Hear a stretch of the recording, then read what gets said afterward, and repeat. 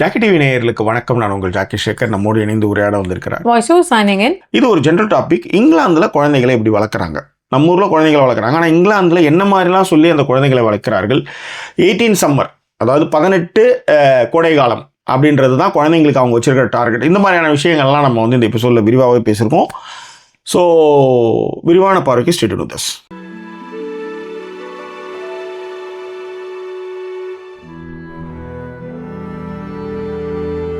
எங்களை தொடர்ந்து ஆதரிக்கும் நினைக்கிறவங்க டிஸ்பிளேல இருக்கிற டீட்டெயில்ஸ் மூலமாக உங்களுடைய சப்போர்ட்டுகளை எங்களுக்கு கொடுங்க. இதுவரை சப்போர்ட் பண்ணிக்கிட்டு இருக்கிற எல்லோருக்கும் thank you so much for your love and support. Support பண்ணும்பொழுது ஃப்ரெண்ட்ஸ் அண்ட் ஃபேமிலிங்கிற கேட்டகரியில் சப்போர்ட்டுகளை கொடுங்க. ரம்யா சொல்லியிருக்கா, பழகிடுமா ஜாக்கி, வெதர் எல்லாம் ஓவர் த இயர்ஸ் பழகிடுமா. Okay, someday even Sudha will கலக்கிஃபை with and shock you with her dressing. உண்மையிலே முந்தான நேற்று ஒரு ஃபோட்டோ எடுத்தேன். எப்பயுமே ஆஃபீஸில் இருக்கக்கூடாது ஒரு ஃபோட்டோ எடுப்பேன். அது அவங்க ஃப்ரெண்ட்ஸு ஃபேமிலி குரூப்ஸ்லாம் போடுவா. அந்த மாதிரி எடுத்தது முதல் தடவையாக தொப்ப தெரிஞ்சுது. இப்போ நம்ம ஊர்லன்னா அதனால ஈத்து விட்டுலாம் அப்படிதான் இருக்கும். அப்போ வெதர் அந்த அளவு உங்களுக்கு பழகிடுச்சு, தொப்ப தெரியுற அளவு பழகிடுச்சுன்னு நினைச்சுக்கிட்டேன் நான் நேற்று. எஸ்,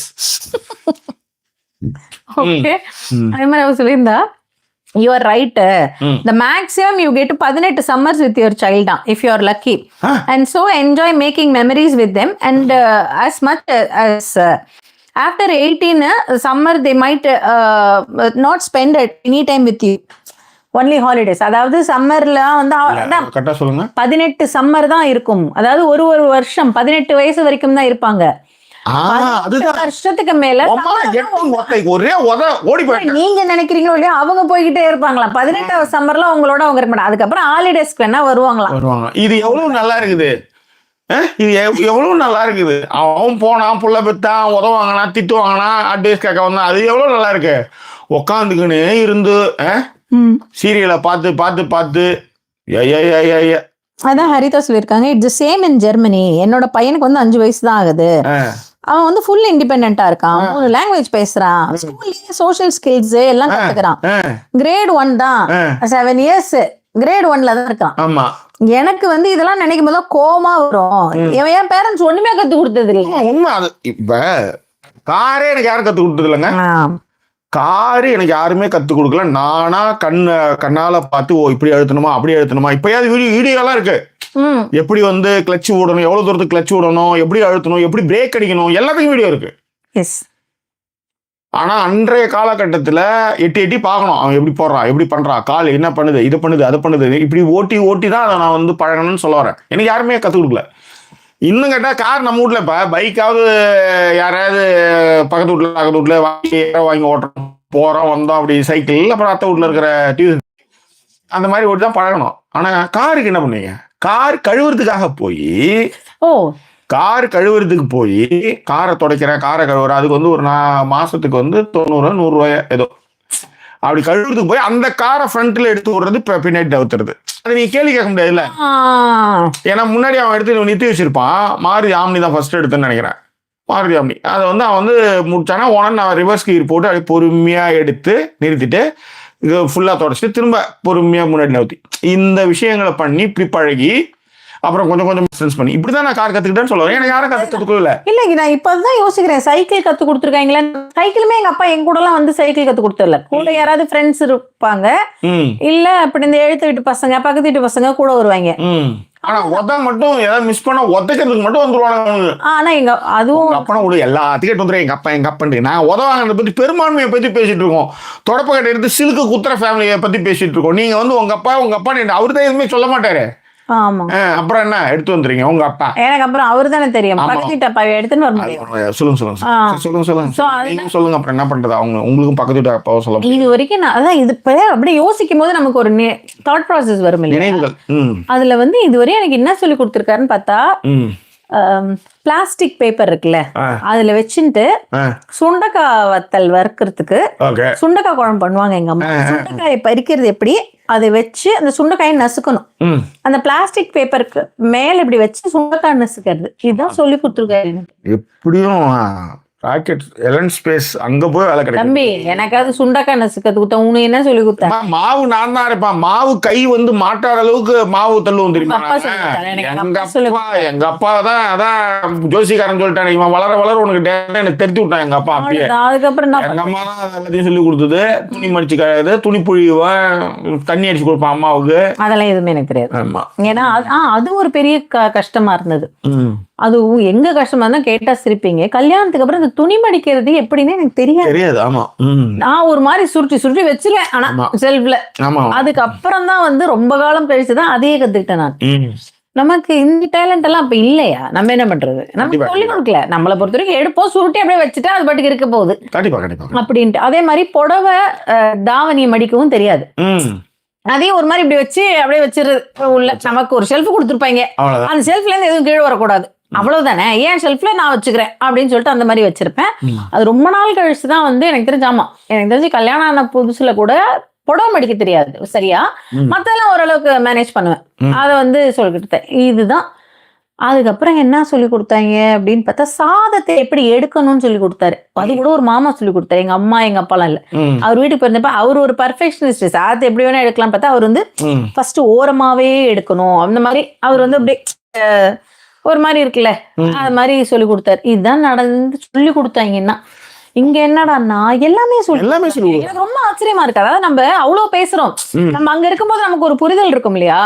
இங்க வந்தீங்கன்னா அவங்க எல்லாம் இப்போ குழந்தைகளை பாத்துக்கவே மாட்டாங்க, அப்படியே ஃபேமிலி ஓரியன்டாவே இருக்க மாட்டாங்கன்னா, நீங்க வந்து உங்களை மாதிரி அவங்க தாலி அறுக்கிறது இல்ல, உங்களை மாதிரி அவங்க யாருமே கூடயே உட்காந்துட்டு தாலி அறுக்கிறது இல்ல, எல்லாத்தையும் முன்னாடியே அவங்க சொல்லி அவங்களோட டைம்ல கரெக்டா அந்த கிராண்ட் சில்ட்ரனை கூட்டு போறாங்க. அவர் ஸ்விம்மிங் போகும்போது கரெக்டா அவரோட கிராண்ட் சில்ட்ரனை கூட்டிட்டு போயிடுறாரு ஸ்விம்மிங்க்கு. எனக்கு அதுவே பெரிய ஆச்சரியம். இப்ப ஜாக்கி சொல்றாங்களே எல்லாம் அதுங்க பாட்டு குளிக்குதுங்க, அதுங்க பாட்டுக்கு போகுதுங்கன்னு சொல்லிட்டு இருக்காங்க இல்லையா அந்த ஸ்விம்மிங் பூல்ல. ஆனா நான் பார்த்தா ஃபேமிலி ஸ்விம்மிங் பூல்ல பாத்தீங்கன்னா ஃபேமிலியே இருக்கும். ஆமா, ஹஸ்பண்ட் ஒய்ஃப் குழந்தை எல்லாரும் வந்துடுறாங்க. தாத்தா பாட்டி எல்லாம் வீட்டுல சம நான் போயிட்டு கூட்டு வந்துடுறேன் இல்ல, அதெல்லாம் கிடையாது. எல்லாரும் அந்த டைம் ஃபேமிலி டைம்னா அந்த டைம்ல எல்லாருமே ஸ்விம்மிங்ல இருக்காங்க. And they are teaching them.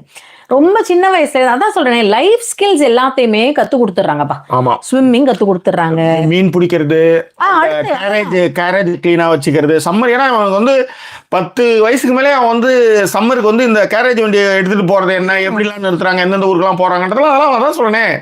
அதை ஃபுல் அண்ட் ஃபுல் வந்து அவங்க வந்து கேரி ஓவர் பண்ணி வச்சிருக்காங்க. பசங்களுக்கு வந்து சொல்லி அழகா பண்ணிடுறாங்க. இப்போ உதாரணத்துக்கு ரம்யா சொன்ன அந்த இது கரெக்டாக அந்த 18 சம்மர், அந்த 18 சம்மர் வந்து நல்ல இது. எனக்கே அதை வந்து எத்தனை வயசுன்னு எனக்கு தெரியாது. இப்போ அது சொல்றது வந்து நான் 15ன்னு நினைச்சேன், 15 16 18 கரெக்ட், ரொம்ப கரெக்டான ஏஜ் அது. அதே மாதிரி நீங்க நம்ம பசங்க தான் வந்து போயிட்டா நம்ம வந்து போயிடுச்சா நம்ம யோசிச்சுட்டே இருப்போம். அது மண் போயிட்டு இருங்க 12 மணிக்கு 1:30 மணி 2 12 ஒண்ணுலாம் கிடையாது, அட்லீஸ்ட் 10 மணி வரையுமே நம்ம பார்க்கலாம். நீங்க சொன்ன அந்த வயசு பசங்கன்னு வாங்கல்ல, இந்த 12ல இருந்து 18 20 வயசு பசங்கன்னு சொல்லுவாங்க, அதுங்க வந்து நடந்துட்டு இருக்கோம். அந்த வயசுல நடக்கும்ன்ற பசங்க எல்லாரும் கூட ஃப்ரீயா எல்லாம் சேர்ந்துக்கிட்டு ஜாலியா அப்படி போயிட்டு பேசிட்டு வரதுலாம் நம்ம கேட்போம் இல்லையா, எங்க போற எங்க வர இவங்களும் கேட்டுக்கிறாங்க. அது வந்து எப்படின்னா ரொம்ப அஹேடாவே கேக்குறாங்க. இப்ப வந்து சொன்னேன், யாழினிய வந்து ஒரு மாலுக்கு கூட்டு போறாங்களா அவங்க ஃப்ரெண்ட்ஸ். எனக்கு சம்பந்தமே இல்லாத ஒருத்தன் அவன் கேக்குறான், எந்த மால்? இல்ல ஏதோ மாலுக்கு போறேன்னு சொன்னா, இந்த ஏரியால ஒரு மாலுக்கு போறேன்னு சொன்னா, அந்த ஏரியால 2 3 இருக்கு, எந்த மால் நீ கேட்டியா? என்ன விளையாட போறீங்கன்னு கேட்டியா? ஏன்னா ஏதாவது அவளுக்கு அஃபெக்ட் பண்ற விஷயங்கள் அங்க இருக்கான்னு பாத்துக்கிட்டியா? ஆமா, என்ன ஃபுட் குடுக்குறாங்க, ஏன்னா அலர்ஜி அதிகம். அதேதான். சோ இதுதான் கவனிக்கிறது. குழந்தை மீது அன்புன்னா இதான், விட்டு விளையாட விட்டு மண்ணில் விட்டு அதுக்கு மண் வந்ததுக்கு அப்புறம் சோத்தை விட்டு எல்லாம் பண்ணிட்டு அதுக்கப்புறம் அதுங்களே பிடிச்சின்னு தொங்குறது. அதேதான். அந்த மாதிரியான விஷயங்கள் இங்க இல்லைன்றத நிறைய இடங்கள்ல பார்க்க முடிஞ்சது சொன்னேன். அதை பத்தி பேசணுன்றதுதான் நம்ம வந்து படிங்க அப்படியே முடிச்சிடலாம். அதேதான். ஹரிதா சொல்லியிருந்தா, ஆமா மை சன் படிச்சுட்டேன், சாரி.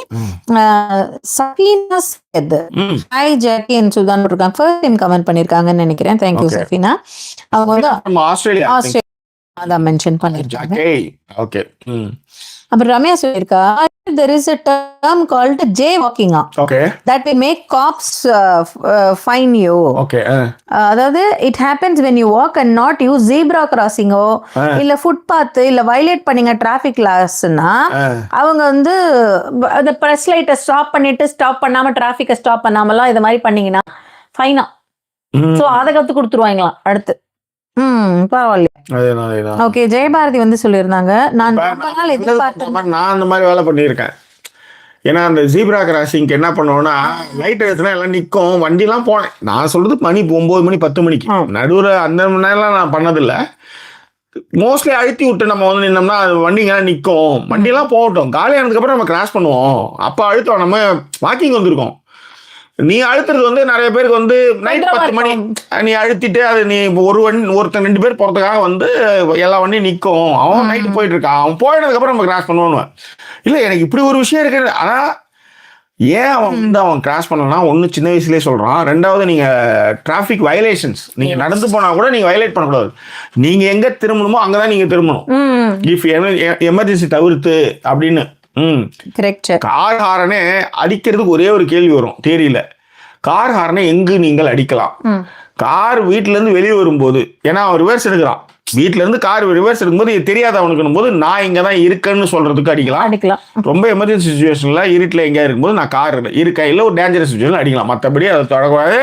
அப்படியே அடிச்சாலும் 11 இருந்து 7 தான் அது.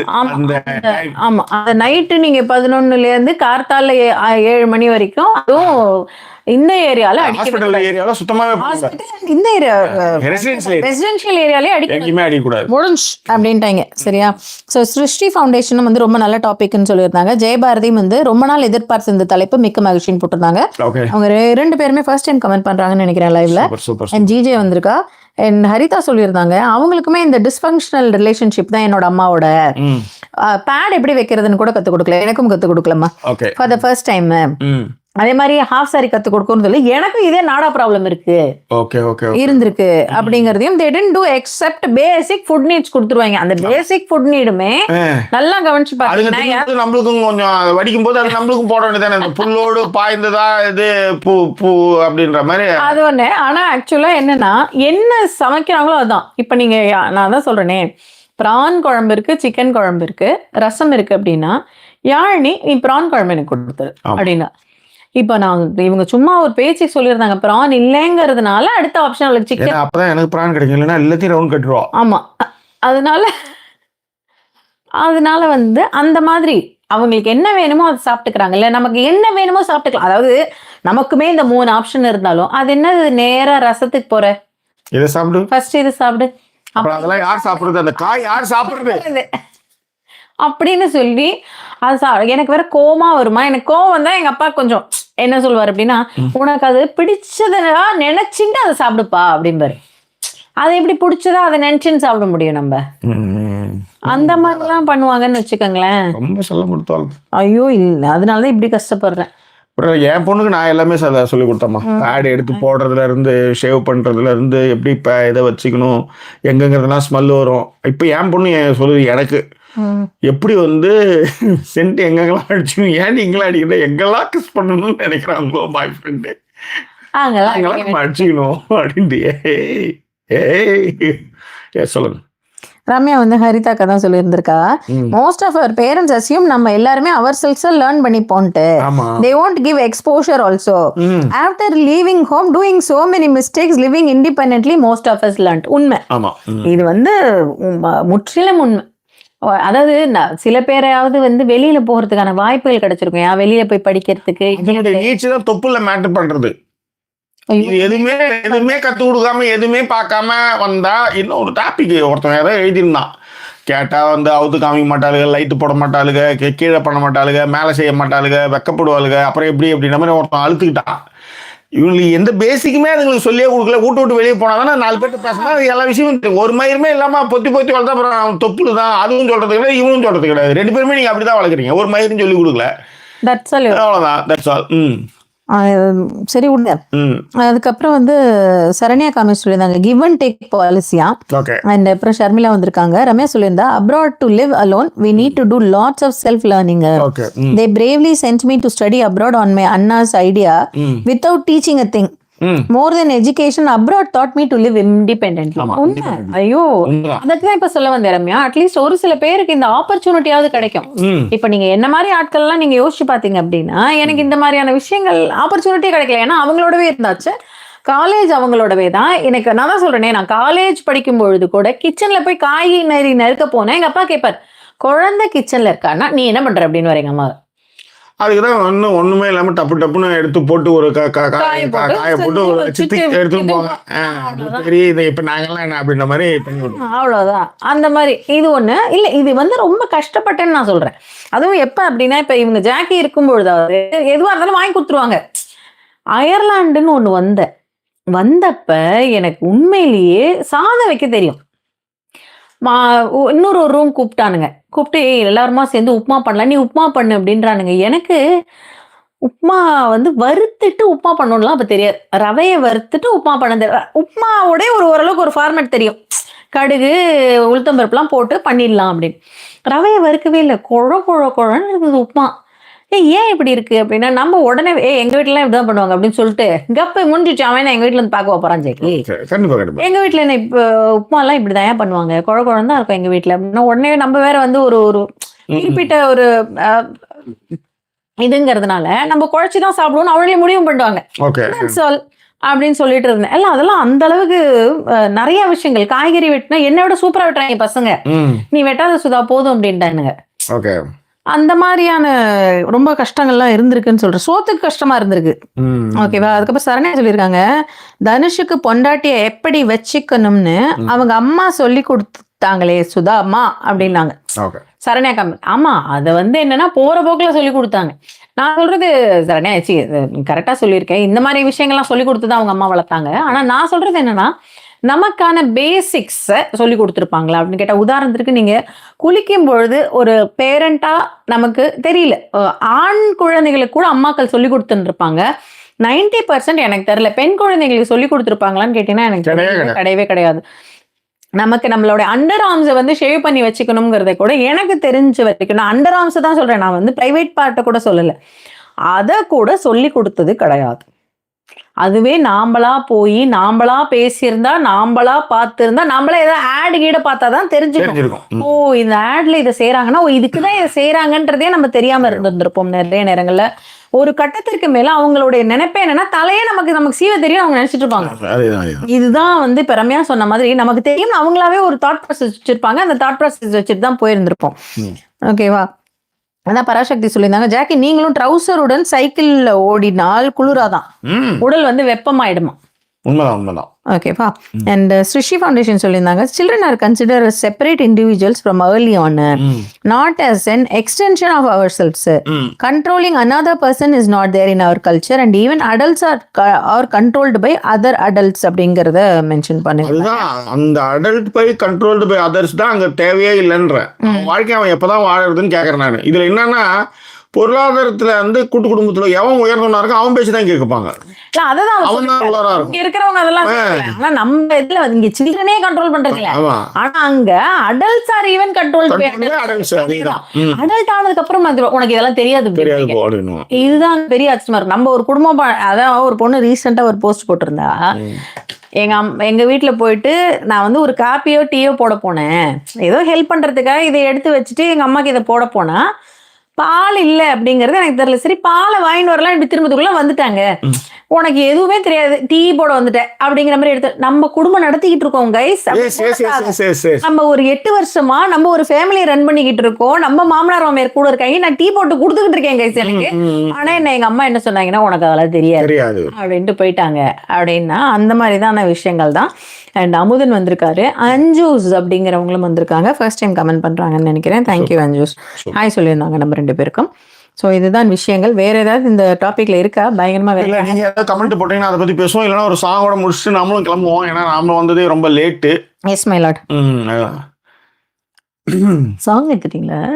நெஞ்சில் உள்ளாடும் ராகம் இதுதானா கண்மணி ராதா, நெஞ்சில் உள்ளாடும் ராகம் இதுதானா கண்மணி ராதா, உன் புன்னகை சொல்லாத அதிசயமா அழகே இளமை ரதமே, அந்த மாயனின் லீலையில் மயங்குது உலகம். ஸோ நம்ம வந்து நிகழ்ச்சியில கலந்து கொண்ட அத்தனை பேருக்கும் நன்றி தெரிவிச்சுட்டு. ஆமா, லாஸ்டா வந்து பீலே படம் பார்த்தாச்சா அப்படின்னு? இல்லைங்க. நிறைய ஒர்க்கு, நிறைய படங்கள், நிறைய அது இன்னும் பார்க்கலங்க. பார்த்து பண்ணணும். நீங்க எப்பயுமே இந்த பென்சோக படங்கள், ஸ்லோ பர்னிங் ஃபிலிம்ஸ்லாம் இருக்குல்ல, அதுக்கெல்லாம் கொஞ்சம் டைம் வேணும். அதை உடனே பார்த்து நம்மளால டக்குன்னு பேச முடியாதுதான் இருக்கிற சிக்கல்கள். அதுதான்.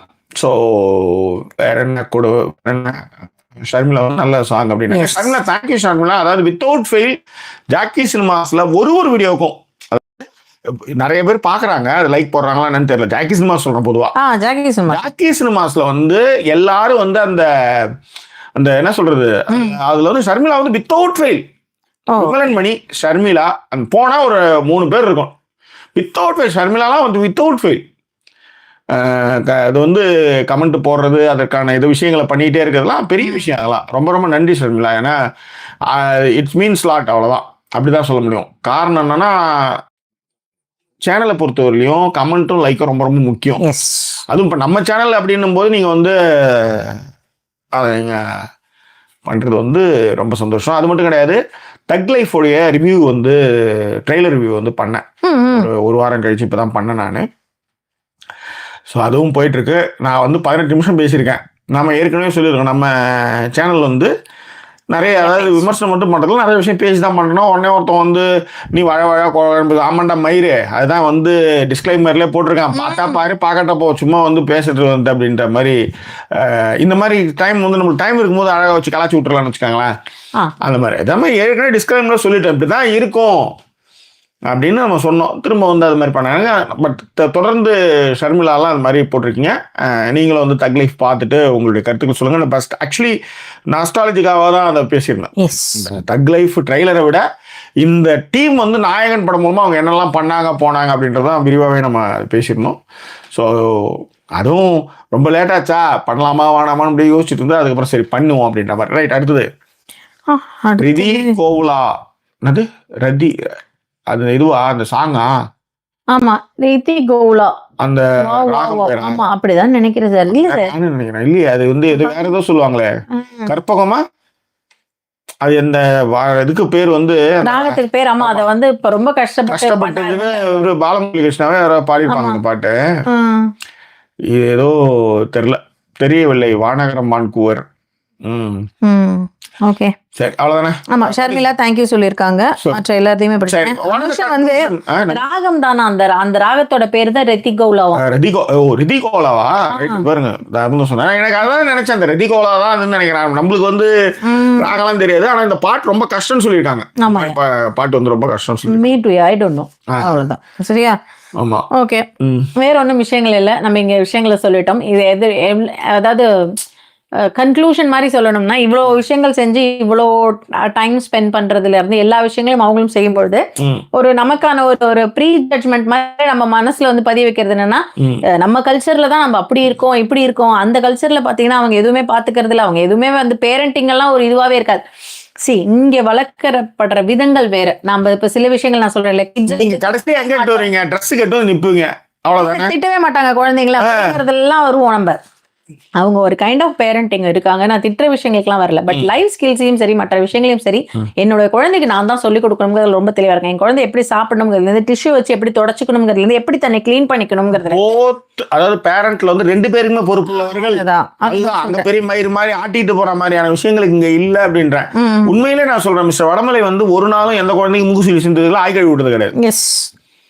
5 பசங்க தனிக்கும் இது எதுவுமே அவர் செஞ்சது கிடையாது. இதெல்லாம் அவர் வந்து இது மாதிரி அப்படின்ற மாதிரி அதுதான் வச்சுக்கோங்க. அதெல்லாம் தான் வந்து இருக்கக்கூடாதுன்றதும் பேசிக்கை கற்றுக் கொடுத்துட்டு அவங்கள வந்து அவங்களுக்கான சுதந்திரத்தையும் அவங்களுக்கு சப்போர்ட்டாக நம்ம இருக்கோசரம் சும்மா நோண்டிக்கிட்டே இருக்கக்கூடாது அப்படின்றது தான் நம்ம சொல்லக்கூடிய விஷயம். அதுக்கப்புறம் இங்கே நிறைய கேட்குறாங்க என்னன்னா, எல்லாம் கேட்பாங்க, கடைசியில் அவங்க புருஷங்காரங்க, அவங்க சொந்தக்காரவங்க, அவங்க ஜாதிக்காரவங்க எடுக்கிற முடிவுகளில் தான் அது கடைசியில் போய் நிற்கும்னு வச்சுக்கோங்களேன். பட் கேட்கறது வந்து சரி தப்பையாவது கேட்டுக்காங்கன்ற மாதிரி தான் நம்ம பேசிட்டு இருக்கோம். அவ்வளவுதான். ஓகேவா? ஸோ அதான் ஸ்ருஷ்டி சொல்லியிருந்தாங்க, பியூட்டிஃபுல் சாங்கா வாவ் மேட் மை டே அப்படின்னு போட்டிருந்தாங்க. தேங்க்யூ. அண்ட் பிட்ஸ்மி பிரியா சொல்லியிருந்தா, thank you for highlighting both parents. நீங்க ஹைலைட் பண்ணதுக்கு ரொம்ப நன்றி. அதுதான் நான் உண்மையிலே பிரியா, நான் வந்து ஒரு விஷயத்தை சொல்லாமல் ஒரு விஷயத்தை செய்யாமல் நான் செய்ய மாட்டேன், பேச மாட்டேன். ஏன் குறைந்தபட்ச நேர்மை அப்படின்னா, நான் நிறைய தவறுகள் பண்றேன் அங்கங்க சின்ன சின்ன மிஸ்டேக்ஸ் இருக்கு. நான் இல்லைன்னா சொல்ல பியூர் என்ன சொல்றது ஐயூஸ் எல்லாம் கிடையாது. குறைந்தபட்ச நேர்மை அவ்வளவுதான். என் பொண்ணு கூட இன்னைக்கு வந்து ஒரு மார்க்கெட் வந்தது. நான் கேட்டேன், ஒரு சர்ப்ரைஸ் திங் நான் வந்து உங்ககிட்ட ஷேர் பண்ணேன். சரிடா அம்மா வரத்துக்குள்ள சொல்லிடுறேன் அப்படின்னு. நோ அது வந்து ஃபேர் கிடையாது அப்படின்னு. ஓ அப்போ இனிமேல் ஃபேரோட தான் இருப்பியார்? இல்லை இதுவரையிலும் ஃபேரோட இருக்கேன், மாறுவேன். இந்த பதில் எனக்கு ரொம்ப பிடிச்சிருந்தது. அதுதான் இயல்பு, அதுதான் நிதர்சனம். நடிப்பு மயிறு பண்ணாத. This is it, that's all. Okay, எனக்கு அதில் வந்து உடன்பாடே இல்லை. அதனால தான் நான் வந்து தொடர்ந்து மோஸ்ட்லி நான் வந்து இந்த சேனலில் நம்ம பார்க்குற எல்லாருக்கும் தொடர்ந்து பிக் பாஸ் மூலமாகவும் சொல்கிறது அதுதான். வாரத்தில் 2 நாள் கிச்சன் லீவ். அது ஒன்றும் இல்லை, வெறும் தயிர் சாதமாக சாப்பிடுங்க. ஒரே ஆள் கிச்சனில் நின்றுட்டே இருக்கக்கூடாது. தயிர் சாதம் சாப்பிடு. இல்லை நல்ல பொருளாதார உயர்வாக இருக்கா, வெளில போ, ஹோட்டலுக்கு 2 நாள் கிச்சன் லீவ். ஒன்று பீரியட்ஸ் டைம்ல முக்கியமாக வந்து கிச்சன் வந்து மஸ்ட் லீவ். அவ்வளோதான். இல்லை நீ சம அவ்வளோதான். இப்போ எனக்கு நான் சென்னையில் இருந்தவரையும் நான் வந்து அவங்கள வந்து சமைக்க விட்டதே கிடையாது. நான் ஹோட்டலுக்கு வாங்கிட்டு வந்துடுவேன். சாட்டர்டே சண்டே மோஸ்ட்லி லீவ் தான். அவங்களா வந்து உனக்கு எதாவது பண்ணி கொடுக்குறேன், நான் இப்படி ஒரு டிஷ்ஷு பார்த்து செய்யறேன்னு சொன்னா ஓகே, இல்லைன்னா நோ அலவுடு, நாட் அலவுடு. கூட்டும்போம் பீச்சுக்கு கூட்டும்போம், அங்கே போவோம் வரும்போது எங்கேயாவது. இத்தனைக்கும் நாங்கள் வந்து இந்த 1400 தான் பிடுங்குவோம். அந்த மாதிரி 500 ரூபா 2000 ரூபா அப்படிலாம் நாங்கள் போனதே கிடையாது. சிம்பிளான ஒரு ஹோட்டல் நாங்கள் அதுக்குன்னே வச்சிருப்போம். அந்த ஹோட்டலுக்கு போய் நல்லா சாப்பிட்டுட்டு வருவோம். அதே மாதிரி ரோட்டோர கடைகள் சில கடைகள் இருக்கும், உடம்புக்கு ஒவ்வாமை இல்லாத கடைகள், அங்கே அழகாக சாப்பிட்டு வருவோம். அதுதான் நாங்கள். ஸோ அந்த மாதிரி விஷயங்கள் தான் வந்து நம்ம வந்து தொடர்ந்து சொல்லிக்கிட்டு வரோம். அது ரெஸ்பான்சிபிலிட்டி 2 பக்கமும் தான். அதான் இன்னொன்று இருக்கு, முக்கியமாக ஆண் குழந்தைகளுக்கு பீரியட்ஸ் வலி என்ன பீரியட்ஸ்ல அவங்க என்ன மாதிரி அவங்களுக்கு பிரச்சனைகள் வரும், அது நீங்க வந்து மறைச்சு வைக்காம இது மாதிரி செய்யும் போது அவன் அதை வேல்யூ பண்ணுவான். அவன் அந்த கஷ்டத்தை புரியும். ஒன்றும் இல்லை, தங்கச்சிக்கோ அக்காவுக்கோ அது மாதிரிலாம் இருக்கும்போது அவன் வேல்யூ பண்ணுவான். ஓ இவ்வளோ கஷ்டமா இருக்கா, அப்போ அது அவன் பொண்டாட்டிக்கு அது டிரான்ஸ்ஃபர் ஆகும்.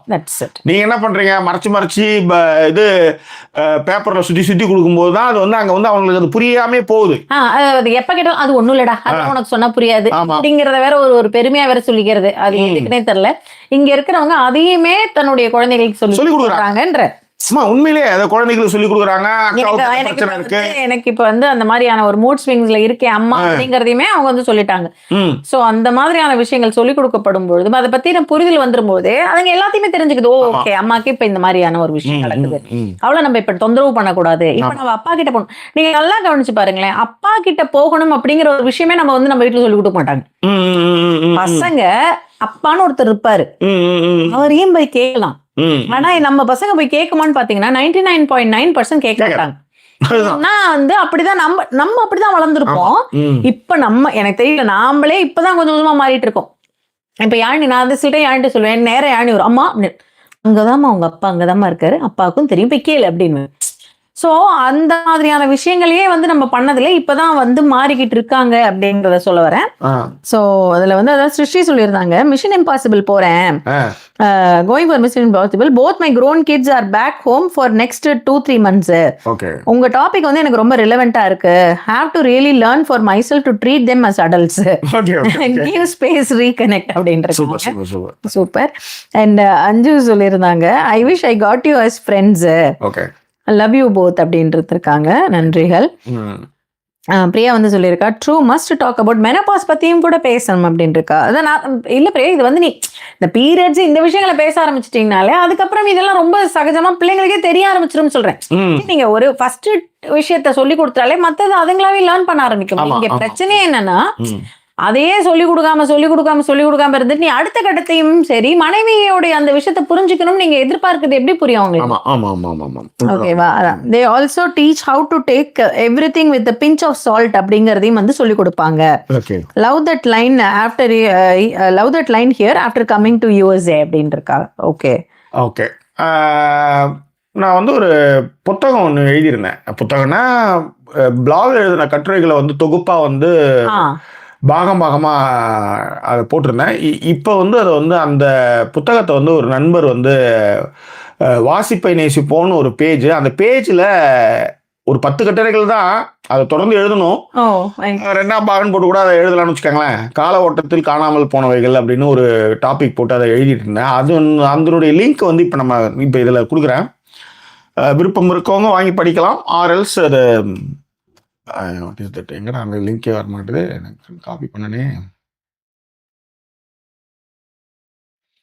ரொம்ப நாள் கழிச்சு இதை வந்து யாரோ ஒருத்தவங்க என்னைக்கோ எழுதி வச்சுதான் அதை வந்து யாராவது ஒருத்தவங்க வந்து பாராட்டும் பொழுது எனக்கு வந்து இந்த புக்குக்கு வந்து கவர்லாம் வந்து ஜிபே பண்ணான்னு நினைக்கிறேன்ல. ஐ திங்க் ஆமாம் ஜிபே தான் அதை ஃபுல்லாக எடுத்து பண்ணி அது இப்போ இதெல்லாம் பண்ணி அதை எடுத்து அது மாதிரி இப்போ இந்த இன்ட்ரோடக்ஷனுக்கு அப்புறம் வந்து இப்போ இன்னும் ஒரு சீரீஸ் ஒன்று எழுதலாம், இன்னும் கொஞ்சம் விஷயங்களை பேசி வாரத்துக்கு முன்னாடி அப்படி எழுதி போடலாம், அதை ஒரு புக்கா போடலாம் அப்படின்ட்டு இந்த நேரத்தில் ஜிப்ரியாவுக்கு என்னுடைய நன்றி இந்த நேரத்தில் தெரிஞ்சு. காரணம்னா அவள் தான் வந்து இதுக்கான முனைப்புகள் ஒரு 2-3 வருஷத்துக்கான தம்ப்நெயில்ஸ் ரெடி பண்ணுறதுலேருந்து ஏகப்பட்ட விஷயங்களை வந்து பண்ணா. So thank you Jipriya for this nice moment. ஏன்னா அதை படிக்கும்போது எனக்கு ரொம்ப, அதுவும் அந்த கிராமஃபோன்லாம் வச்சு அந்த அவுட்லெட்லாம் பண்ணது ரொம்ப நல்லா இருந்தது. Good, right. எனிவே முடிச்சுக்கலாம் நினைக்கிறேன் இல்லையா? ஆமாம் சார், அவ்வளோதான் முடிந்தது. உன் பேரை சொன்னாலே உள்நாக்கில் தித்திக்குமே, போகாதே போகாதே, உன்னோடு சென்றாலே வழியெல்லாம் பூ பூக்குமே, வாராயோ வாராயோ, ஒன்றா இரண்டா 1 கோடி ஞாபகம் உயிர் தின்ன பாக்குதே கண்ணே, துண்டாய் துண்டாய் பூமியில் விழுந்தேன் எங்கே நீ என் கண்ணே. தேங்க்யூ. ஸோ நிகழ்ச்சியில் பங்கு பெற்று கமெண்ட் போட்ட அத்தனை பேருக்கும் எங்களுடைய நன்றி அன்பின் தெரிவிச்சுக்கிறோம். லேட்டாக வந்தாலும் இந்த லைவ் செஷன் வந்து ரொம்ப என்கேஜிங்காக வச்சுக்கிட்டு இருந்த அத்தனை பேருக்கு எங்களுடைய நன்றியும் பேருமையும் தெரிவிச்சுக்கிட்டு எங்களை சப்போர்ட் பண்ண நினைக்கிறவங்க டிஸ்பிளே இருக்க டீட்டெயில் மூலமாக சப்போர்ட் பண்ணுங்க. மீண்டும் வேறொரு எபிசோட் உங்களை நான் சந்திக்கிறேன். அது ஒரு நன்றி கூறியோட விருது உங்கள் ஜாக்கி சேகர் மற்றும் signing off.